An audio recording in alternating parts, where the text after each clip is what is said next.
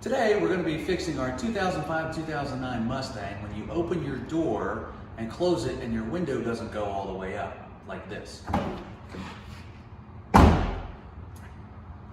a little trick that will help you fix that before you decide to change out the sensor, which is in one of our other videos.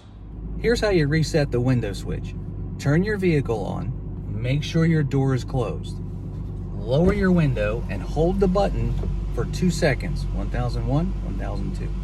Then raise your window and again hold it for 2 seconds, 1001, 1002. And that should reset the door jamb switch on your door and fix your problem. Let's give it a try. As you can see, it's come down. Now let's close it. And that did the trick. So before you change your door's jamb switch, which controls that and also tells you if your door's open, try this little trick. It could save you a bunch of money and time. If this video helped you, please click like and subscribe to our channel so we can show you how to make more fixes to your cars. Thanks for watching.